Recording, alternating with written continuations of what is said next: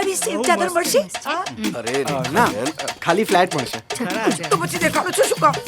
મને તો આ સેમ ચાદર મળે ને તો જ હું સહી કરીશ. રાજભાઈ મને ફર્સ્ટ ફ્લોર આપશો ને તો જ હું સાઇન કરીશ, નહીં તો નહીં. તમે 1 વર્ષની વાત કરી તો ભાડું તમે આપશો કે અમારે કાઢવાનું? ના ના અમે આપીશું. બધાને એક કાર પાર્કિંગ મળશે? હા. ઓકે. પણ તમારે તો ગાડી છે નહીં, પાર્કિંગનું શું કરશો? જેને જરૂર હોય એને 2 પાર્કિંગ મળવી જોઈએ ને. એમ 2 પાર્કિંગનું શું કરશો? હા, અમારું પાર્કિંગ છે, અમારે જે કરવું હોય એ કરીએ. અને પાર્કિંગ હશે ને તો કાર પણ આવી જશે, બરાબર ને? હા. નવઈની બે નેનો લઈને કોને સંભળાવો છો? એ જ્યોતિ મોઢું સંભાળીને વાત કર. મેં કઈ સંભાળીને તું આટલું બધું તમે 2 પાર્કિંગની વાત કરો. બસ જુઓ અંગત ટિપ્પણીઓ નહીં, મહેરબાની મને કરી. કહેશો છો એમને કહો. બસ એક કામ કરીએ, વિરાજભાઈની પ્રપોઝલ હું આપણા વોટ્સએપ ગ્રુપમાં મૂકી દઉં છું, બરાબર?